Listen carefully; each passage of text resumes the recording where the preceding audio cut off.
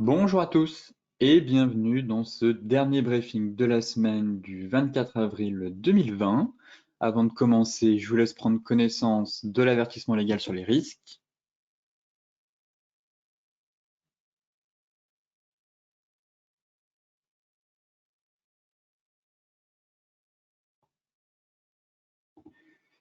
Et tout de suite, focus marché en commençant par les bourses européennes qui ont terminé, elles, en hausse hier, grâce aux espoirs, on va dire, d'un soutien européen coordonné, malgré des indicateurs économiques particulièrement affectés par la pandémie de Covid-19.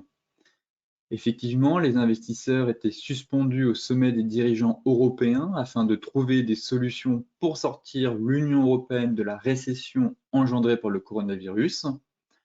On a eu aussi la présidente de la Banque centrale européenne, Christine Lagarde, qui a mis en garde dès l'ouverture du sommet les dirigeants de l'Union européenne contre le risque en fait d'agir trop tôt, trop tard face aux conséquences économiques de la pandémie. Côté valeurs boursières, eh bien, le secteur bancaire, lui, a bénéficié des annonces de la Banque centrale européenne mercredi soir, qui s'est dite prête à accepter les obligations dégradées en catégorie spéculative comme garantie pour des crédits accordés aux banques.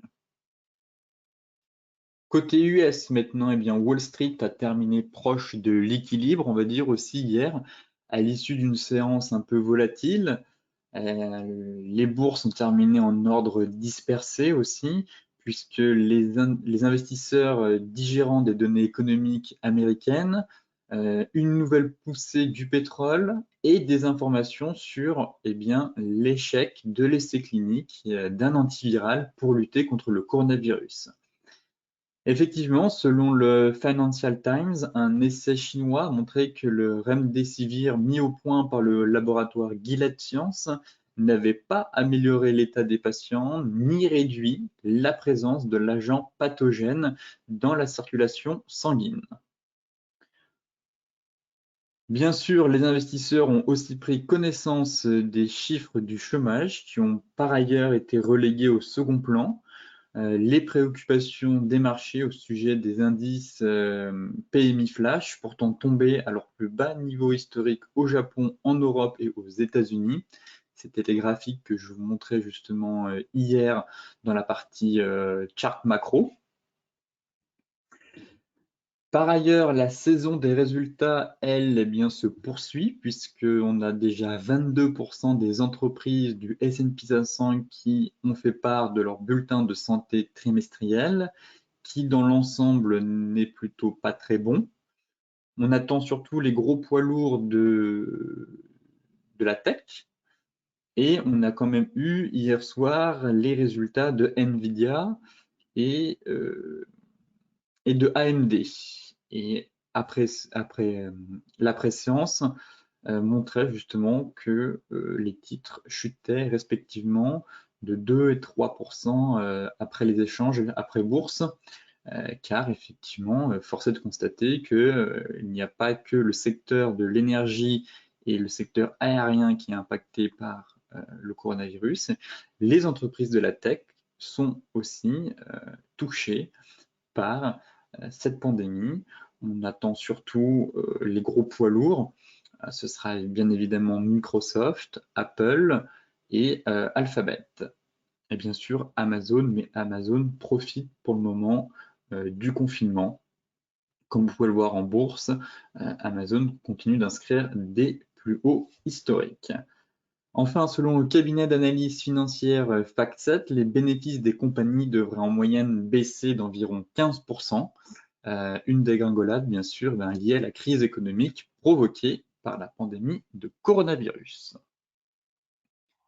Côté macro, eh bien, les investisseurs ont pris une nouvelle fois connaissance des demandes d'allocation chômage aux États-Unis.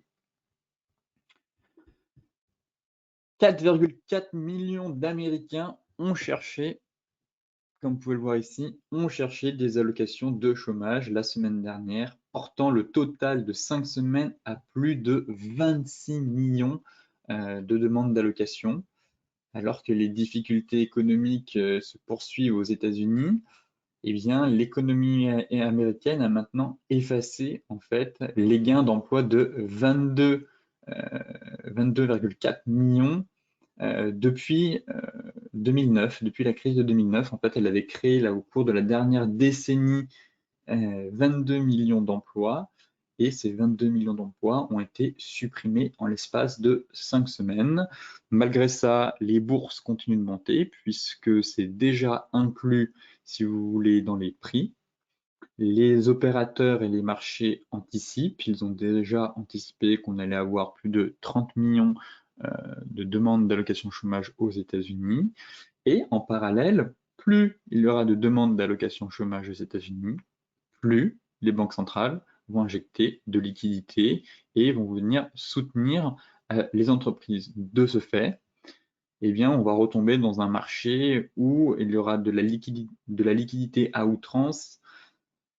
Et bien sûr, ça rassure les opérateurs, puisqu'en 2019, eh bien, on avait essentiellement, les fondamentaux n'étaient pas forcément au rendez-vous, mais le marché était inondé de liquidités.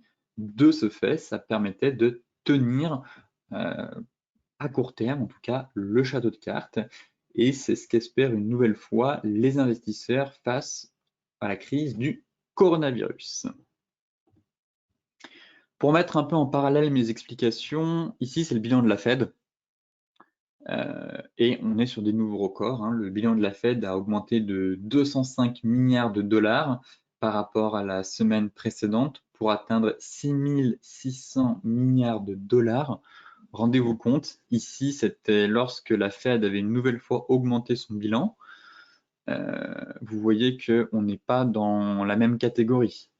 Là, on était quasiment, on a passé de 1000 milliards à quasiment 2500 milliards, et là on est passé de 4000 milliards à 6500 milliards, soit une augmentation de 2500 milliards. Ce n'est pas du tout comparable avec la crise de 2008, et on n'en est qu'au début. Ce n'est pas terminé. Vous comprenez maintenant pourquoi les marchés américains sont si forts et retracent énormément, puisqu'on a un soutien de la Fed.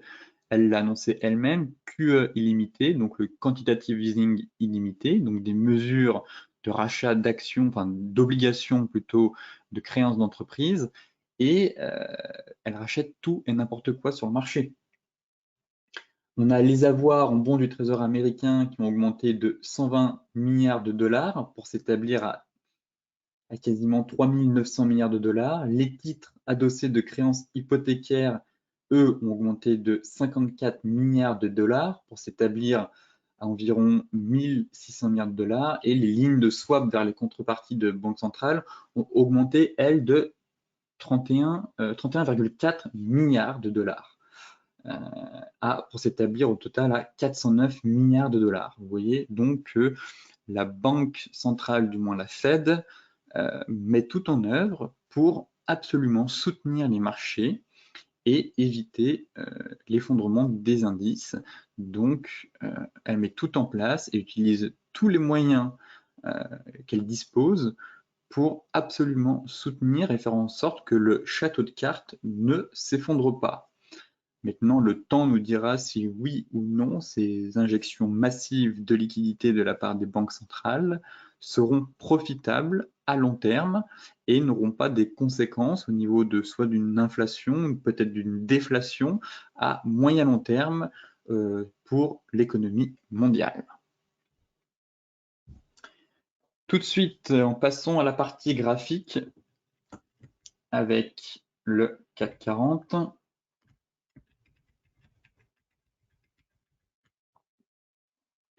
Le CAC 40 qui a lâché dès l'ouverture ce matin, on était plutôt aux alentours de moins 1,5%. Là, on tente de reprendre un peu des couleurs. Mais force est de constater qu'on s'ennuie sur le CAC 40. Il ne se passe absolument rien.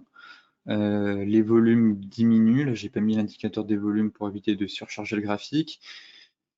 Mais on n'a pas de volume. On plafonne toujours entre les 4006, une fois, deux fois, trois fois, quatre fois, et puis là, il se passe rien. On a depuis le 6 avril ça consolide, le marché se cherche, on n'a pas vraiment, on évolue sans grande direction, sans grande conviction, j'ai l'impression. Je m'attends à un mouvement puissant bientôt, là, dans les prochains jours, semaines, car cette baisse de volume, cette phase de congestion, vous voyez, on est compressé ici dans cette bulle, euh, et le marché est complètement indécis. Le marché est complètement indécis. Reste dans l'attente. Pour moi, on est plus à chercher des ventes sur excès au niveau des 4006 et pourquoi pas à chercher des achats au niveau des 4140. Mais là, voilà, c'est dans l'attente. On est compressé ici et je pense que dès qu'on va sortir de cette phase de congestion, on risque d'avoir soit un gros mouvement, un gros breakout, ou au contraire de repartir vraiment en direction des 4130. Mais pour moi, les zones clés, ça n'a pas changé depuis le début de semaine. C'est ce qui m'intéresse, ça va être voilà, les 4600 ou pour se positionner, bien sûr, les 4140 ou derrière la cassure des 4140 pour aller chercher un peu plus bas. Mais pour le moment, la semaine était très molle, un marché très mou et qui n'arrive pas à prendre de direction. On sent que l'absence de catalyseur empêche en tout cas l'indice de progresser et j'ai quand même l'impression que les vendeurs gardent quand même la main, en tout cas à court terme, puisque les acheteurs n'arrivent pas On est sur un plafond de verre.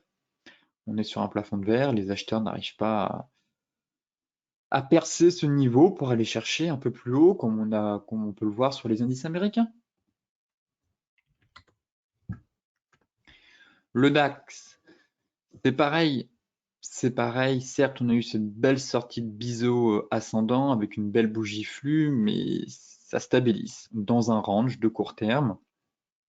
On est dans un range, on s'approche du Kumo ici, ça peut bloquer effectivement. On a des obstacles, on a un gros obstacle à 11 000.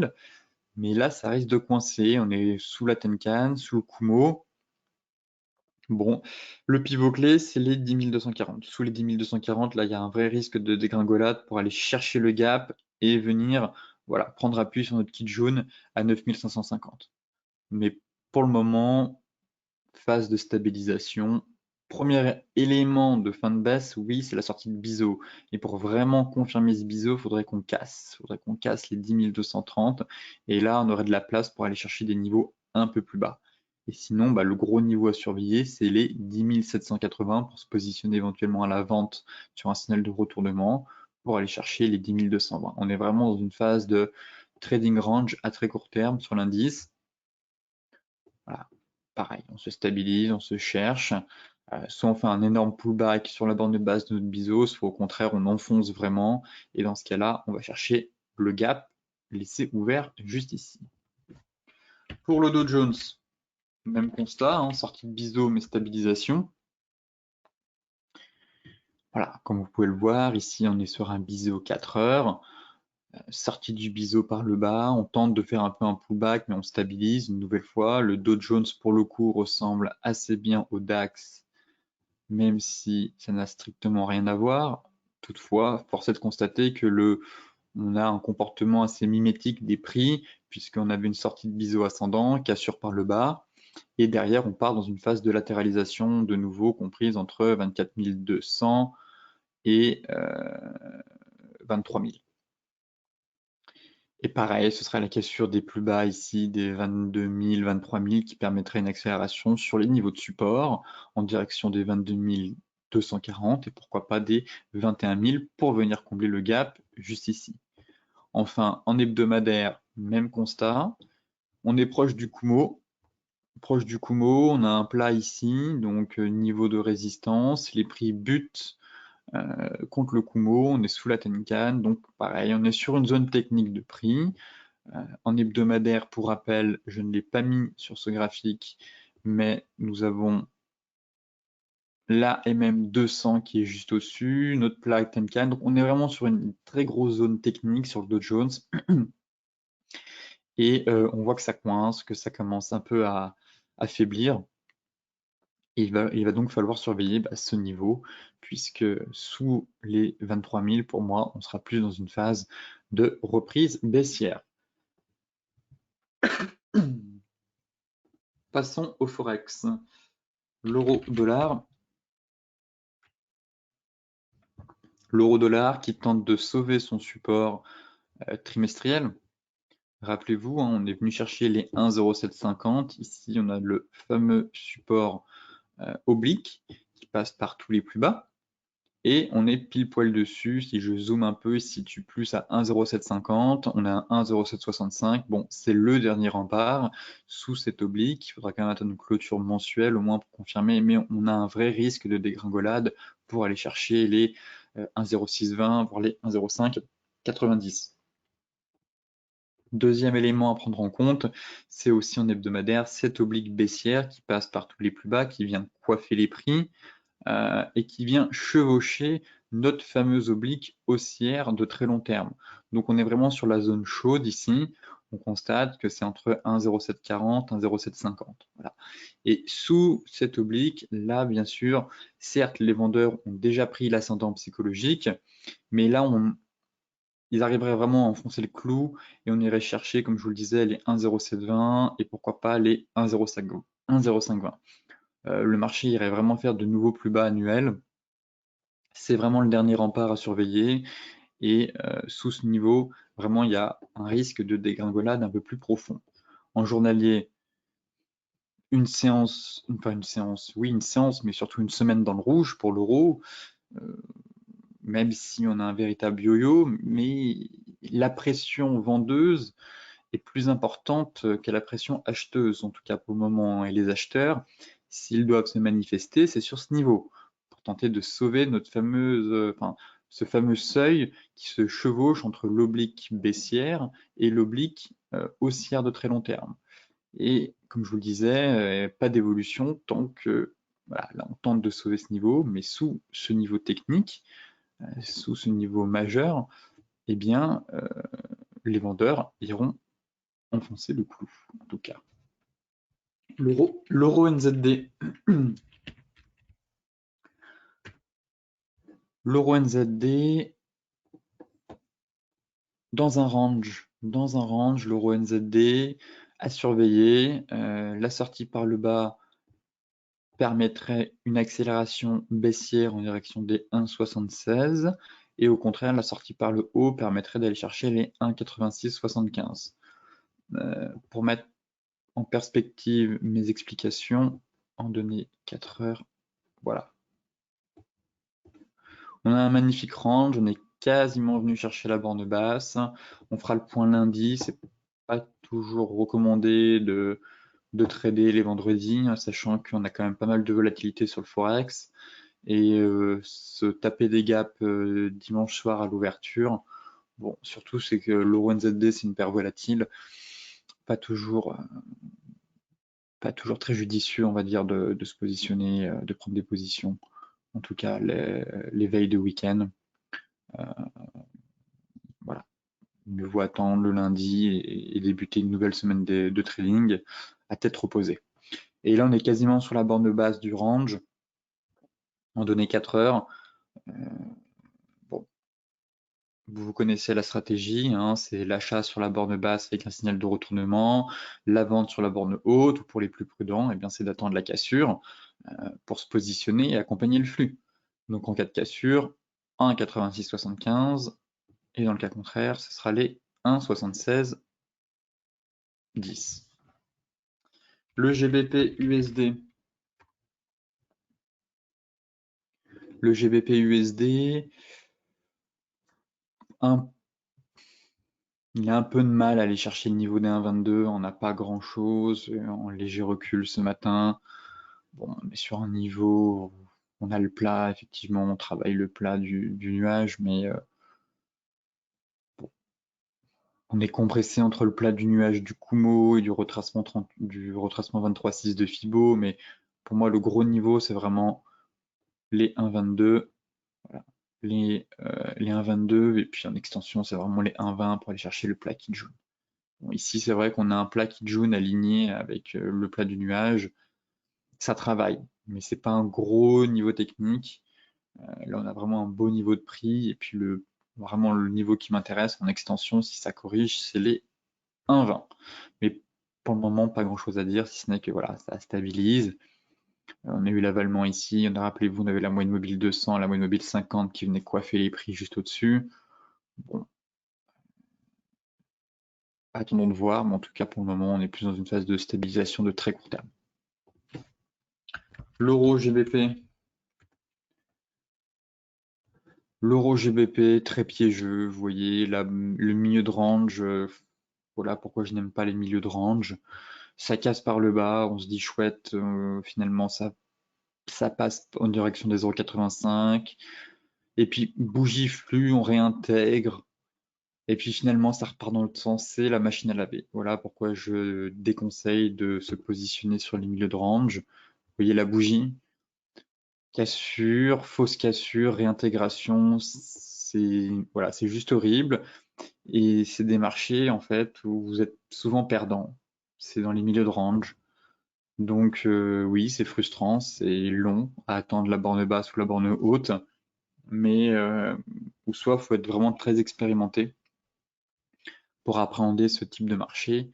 Mais sur du moyen long terme, c'est des marchés où on a plus tendance à prendre des claques, étant donné que c'est la bataille entre les acheteurs et les vendeurs, et c'est typiquement ce qu'on a eu toutes les semaines. Voilà, fausse cassure par le bas, réintégration par le haut, et finalement, on réintègre par le bas. Et balle au milieu. On se retrouve pile poil au milieu avec des fausses cassures dans tous les sens.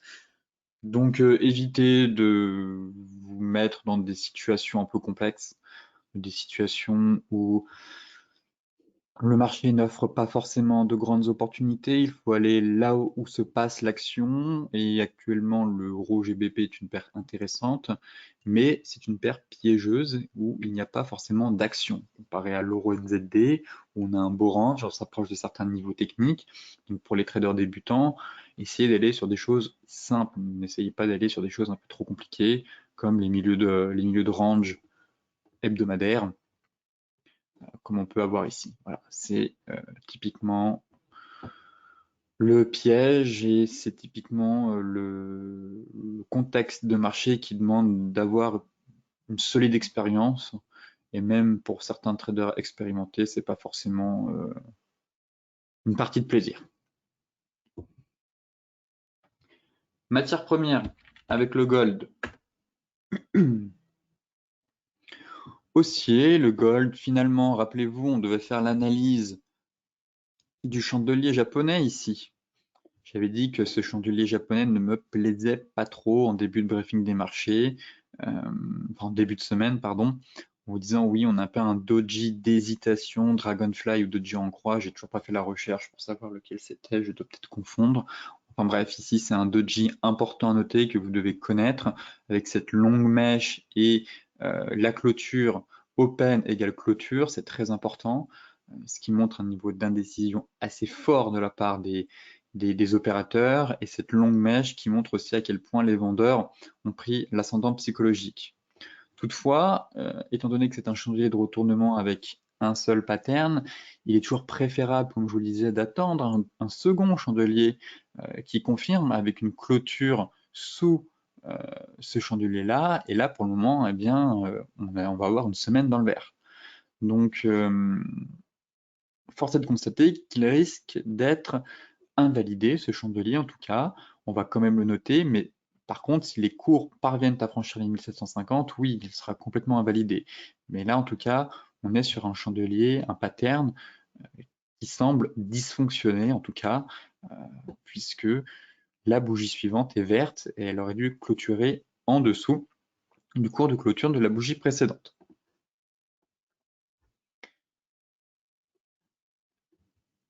La dynamique de fond est haussière, on casse les niveaux, on a cassé le gros niveau des 1700, donc logiquement, c'est d'aller chercher bien sûr les anciens plus hauts, de partir à la reconquête des 1750.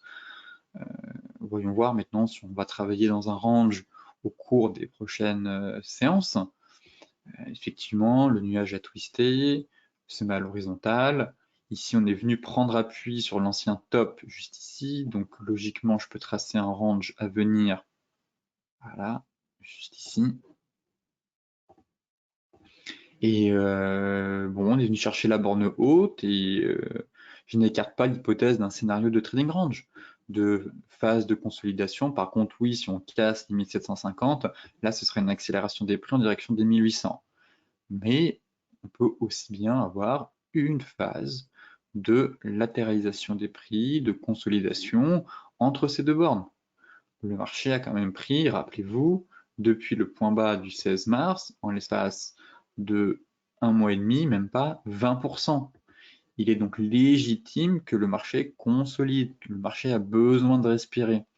Un marché ne monte pas en ligne droite. Vous voyez, théorie de dos, des plus bas de plus en plus haut et des plus hauts de plus en plus haut. Et là, si ça cale, on peut rentrer dans une phase de consolidation, latéralisation des prix pour reprendre son souffle et donner un nouvel élan afin de repartir en avant, en direction des 1800.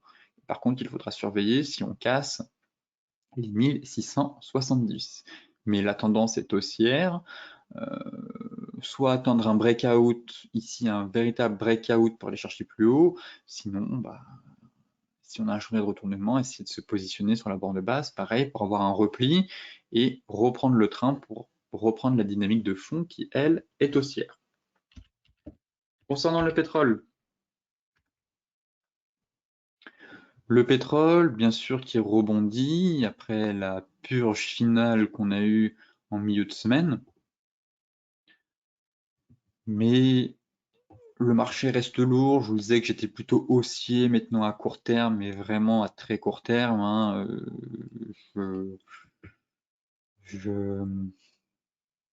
J'ai du mal encore avec le pétrole, tout simplement, parce que les fondamentaux sont juste horribles et qu'il ne suffit pas de regarder le technique.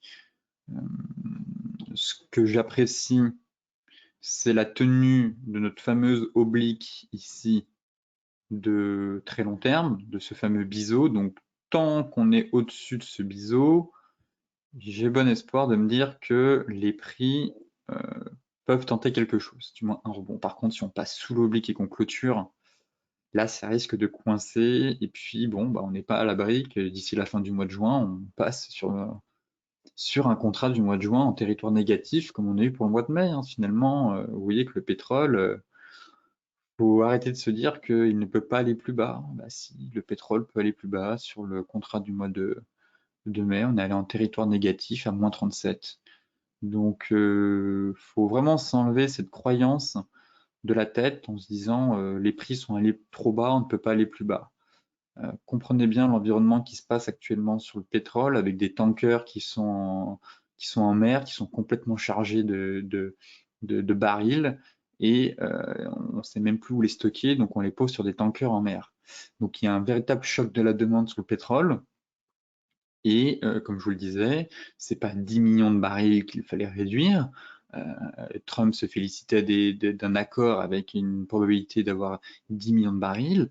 Non, c'est pas 10 millions, c'est au moins 25 ou 30 millions de barils qu'il faudrait comme réduction de pétrole pour stabiliser les cours. Et là, avec 9,7 millions, c'est complètement insuffisant. Et le marché le sait, et le marché vend le pétrole parce qu'ils savent que ce choc de la demande va mettre à genoux et à terre des producteurs, en particulier les producteurs de schiste aux États-Unis, qui produisent un coût de pétrole à 44 $ et qu'actuellement, le pétrole est à 20. Sur le Brent, je parle, hein, sur le WTI un peu moins, mais on est à 20. Donc, ils produisent en perte. Et l'État américain paye les producteurs de pétrole pour qu'ils diminuent leur production. Donc, c'est du jamais vu. C'est vraiment pour maintenir, pour essayer de limiter la casse. Mais à moyen long terme, eh bien, ça risque d'impacter très lourdement certaines sociétés, certains secteurs du moins, et il pourrait bien évidemment avoir des faillites. Toutefois, tant que ça tient cet oblique, espoir d'un rebond, mais il faut pas être trop gourmand. Faut pas être trop gourmand. Viser les 24,5, si on casse les 24,5, les 24,7, et éventuellement la divergence qui est en formation sur le Brent ici.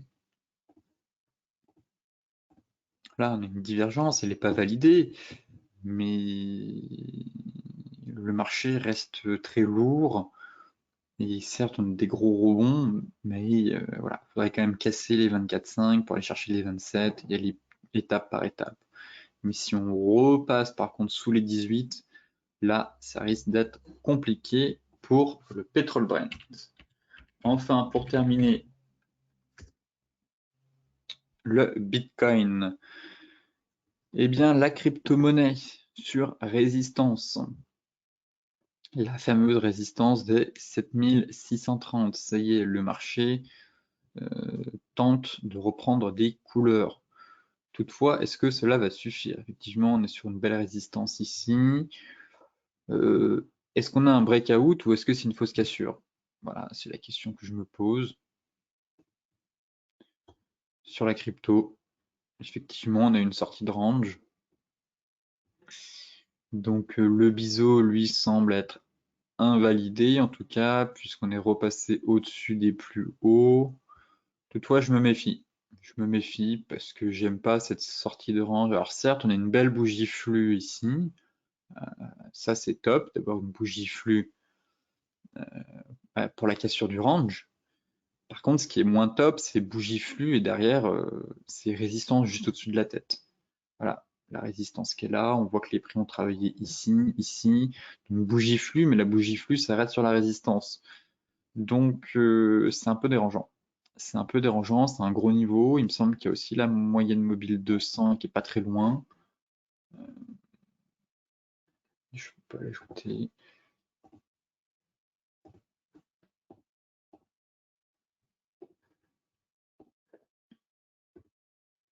Oui, voilà. Bon, à 8000.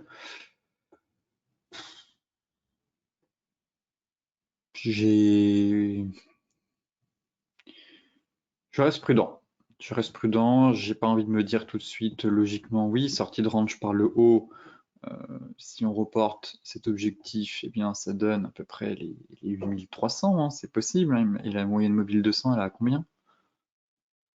8000, elle est un peu plus haut, ça veut dire que l'objectif est plus haut. Mais on a des obstacles au-dessus de la tête et j'ai peur que ça coince en fait. J'ai pas envie d'avoir un bull trap. Un bull trap. Mais d'un point de vue technique, oui, si je reporte l'objectif, c'est les 8300 $ à peu près. Mais faudrait qu'on casse les 7630. Effectivement, si on casse cette résistance, on ira chercher un peu plus haut. Mais là, si on échoue sur ce niveau et qu'on réintègre le range, ce sera juste un magnifique bull trap. Et dans ce cas-là, on aura de nouveau des perspectives de correction en direction des 6580. Donc on fera le point lundi, surtout que les crypto-monnaies et le Bitcoin a tendance à bien bouger le week-end. Ce briefing des marchés touche à sa fin. Comme d'habitude, pour celles et ceux qui souhaitent consulter l'article dans son intégralité, je vous mets le lien dans la description de la vidéo. Pour les autres, eh bien, n'oubliez pas de vous inscrire aux stratégies bourse mardi à 14 h. Le replay des figures chartistes, comment trader les figures chartistes, est disponible dans la section de vidéos éducatives, donc DailyFX Université. Sur ce, eh bien, je vous souhaite à toutes et à tous une excellente journée, de très bons trades.